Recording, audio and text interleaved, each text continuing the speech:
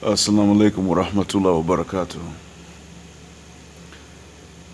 And to others in the audience, general well wishes and greetings.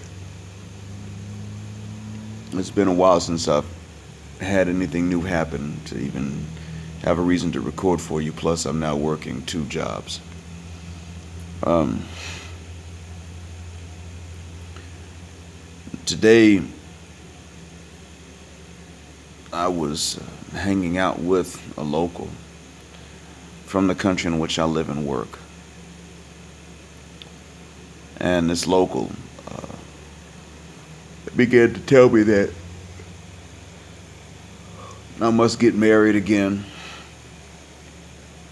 And he said it 4 times, and I said to him, look, man, thank you. And I appreciate that. But I'm not walking around opposed to it. I'm not disagreeing with you. He would keep interrupting me to tell me, you need to marry again. And finally said to him, I'm not disagreeing with you. I'm not walking around against marriage. It's not it. But you have to keep in mind that we came from two different backgrounds, two different worlds. Where I came from, where I grew up, the game was vastly different. And he asked me why I was making things complicated. I'm saying this to you all to tell you that those of you who are Muslim and those of you who are not Muslim each need to know something. Those of you, I'll start with those of you that aren't Muslim. Those of you that aren't Muslim must know that in the Muslim community, we believe in marriage, period. And so therefore, men will say to another man that he should marry, and they mean no harm. There's nothing wrong with the intention. To those of you that are Muslim, you must understand that for any man who grew up in a Western environment wherein you were fully exposed to the games between men and women, wherein the families are not encouraged to interfere, certainly not to help you find the right person to marry.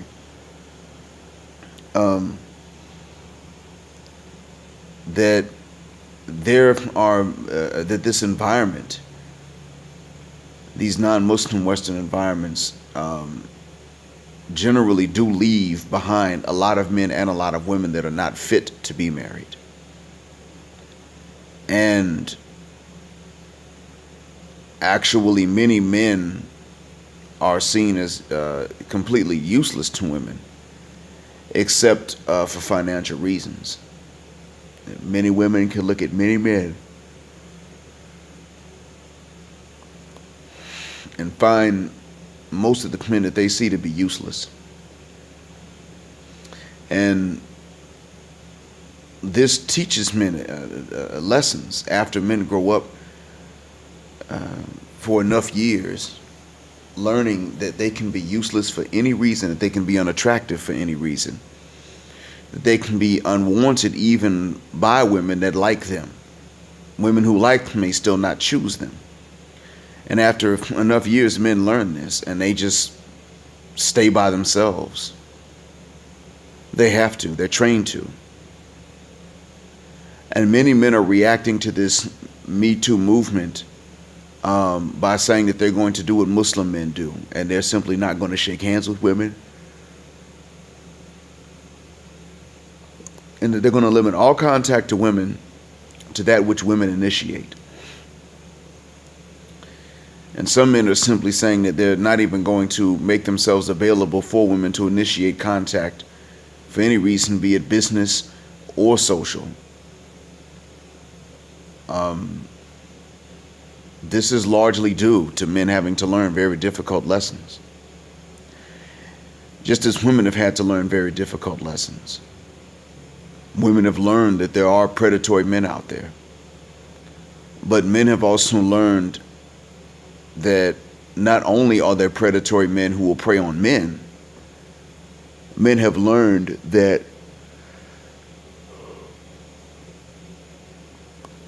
they could be easily labeled, mislabeled as well, and that there's no way to prove innocence. And so therefore, they learn to almost avoid women. And so when you teach men to avoid women, which is what the society has done to a certain extent, then you must understand also that in order for couples to be together at this point, or for new couples to form, men can't make the first move.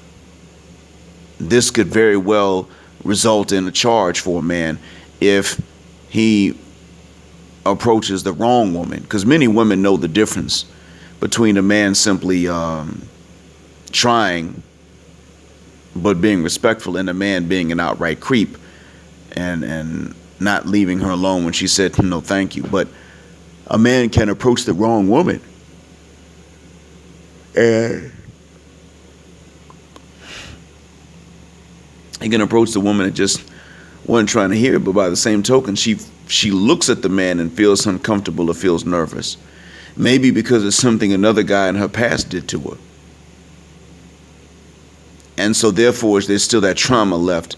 And then when another guy, years later, that does not mean any harm, makes an approach, and she's like, no, that's okay, she still feels uncomfortable because she's dealing with this past trauma that she may not even want to tell anybody about. So she goes to HR, or she goes to the nearest police officer, or the nearest security guard, or to the nearest courthouse for a restraining order.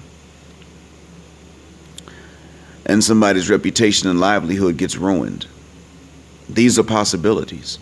The bottom line is that you can be an ugly man and make an approach, and it can ruin your life. You don't even have to be ugly. You could be unattractive for whatever reason. It doesn't even have to be appearance. The other thing too is this. Men are taught at a very young age that in the eyes of women, men are not equal. I will admit that I was somewhat shocked by the lesson, but I still had to learn it. And so what I would say is that Muslims, while meaning well, should probably avoid telling a man that is not being actively sought after by women that he needs to get married. In today's time, you must look at a man and see, are women staring at him? Do women seek him out? Does he get a lot of attention from women? And I mean women that have choices in men. And if a man doesn't, then it's better to not say that he needs to get married. Save that for the men who have the muscles and the money and the combinations of all these things that women want, that may throw themselves at these men and then try to get them married. As for regular guys, I'm saying this as a man, as for regular guys, there probably isn't much that can be done. Not in today's climate, not with today's standards, and not with today's psychology. Many men simply cannot marry. I may very well be one of them, I'm not sure. As I attempted to tell my friend the local that I would need to understand some things before I remarried, he began to ask me why I was making it complicated. Like, for instance, when I said that I had not approached a lady with whom I work, approached as a Muslim to discuss marriage. How I had not done so because I honestly thought she was too young for me. I didn't know that she was the age that she is. And he said, oh, no problem. And I told him, no, that's a big problem. And he asked me why I was making that complicated. And I said to him, do you think that a woman who is my age would consider her soulmate if he was 5 years younger than her? Do you think that would happen? It would not. Do you think that a woman would consider the best man in the world if he's shorter than her? No. Do you think that a woman would consider the best man in the world if he makes less money than her? Most women won't, and many that do will change their minds later.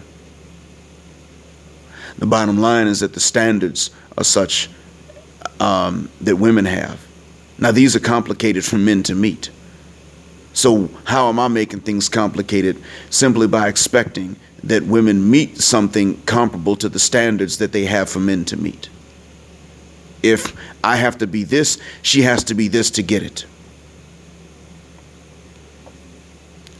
All I'm doing is trying to be fair. That's all. And I'm not the only one to understand this. The fact is that nowadays in this game, the way that things are, Muslims are also affected by the games and outside of the Muslim community played by men and women on each other. And so this means that Muslim women who were not Muslim before are affected by the games that men play and the games they play on men. And Muslim men who were Muslim before or were not Muslim before are affected by the games that women play on men. And so therefore, because these games are affecting us, it behooves us to know what these games are and what lessons do we learn from these games. And one thing I can tell you is that right now, it is a lose-lose situation for most men, period. In order for a man, Muslim or not, to make a woman happy enough to stay with him in a marriage, he must darn near be able to read her mind. And there is no class you can take for that anywhere. And there is no one you can pay to teach you that. And you cannot simply ask women what you need to know to be able to read their minds. I was one of the fortunate ones that had some pretty good lady friends at a job over a decade ago. At this point, over 15 years ago, who told me that I was never going to be treated the same as other men are by women.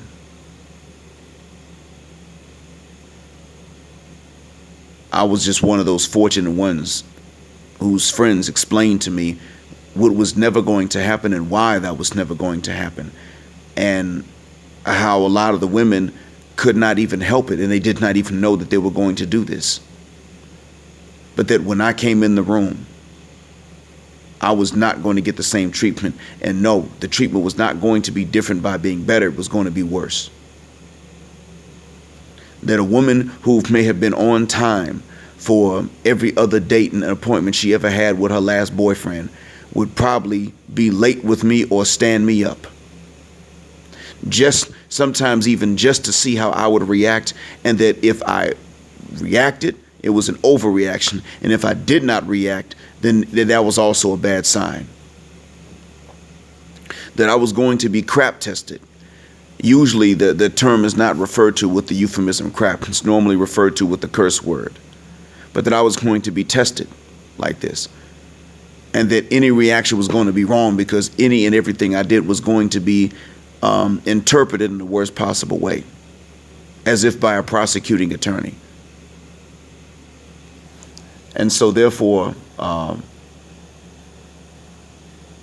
because of this, I was actually advised by one to just go ahead and embrace being single and refuse to even be in a relationship.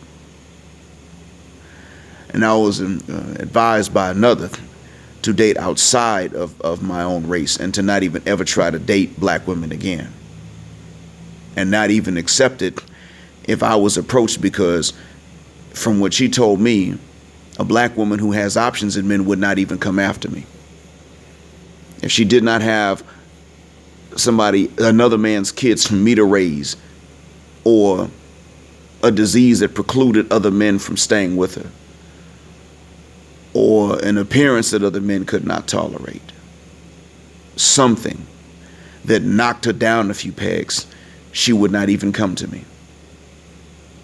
And this was a friend saying this. She wasn't even saying this to tear me down. She was simply telling me it's game, and it's vicious, and it's nasty, and you're going to be a victim, and it's not even your fault.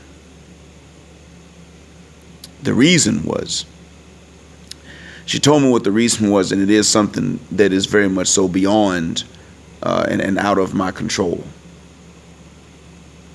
And it's not anything defective either. But she was explaining to me that in today's time, it was treated the same as a defect. It was as unpopular as a defect. And that therefore I was going to be treated as less than by the same women for this. I'm not at all by myself, and I'm saying this to say that I'm one of many who's had to learn this. As a matter of fact, most normal average men have been told this, or actually have not been told this, they've been shown this. Most men who don't have anything seriously wrong with them have been shown and proven that they're going to be treated as less than.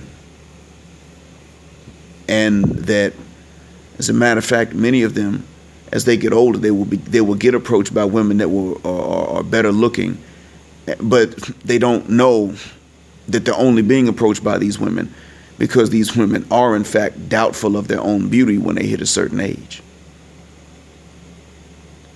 And that these men are always going to be second fiddle to the women, to the men that were with these women in the past that are no longer with them. Many men have had to learn this subconsciously or consciously, by being told or by being shown, usually by being shown. And when you have a majority of men that have to learn this lesson, don't blame them when they're not married. There was nothing they could have done. The game was rigged before these guys got on the scene. So thank you for meaning well by trying to tell some of these guys, look, man, you need to go ahead and marry. Thank you for the good intentions. But this is not something that needs to be told to a lot of these young men. It's something that needs to be told to the women that know them while these men are still young. I hope that this has been of benefit. Assalamu alaikum.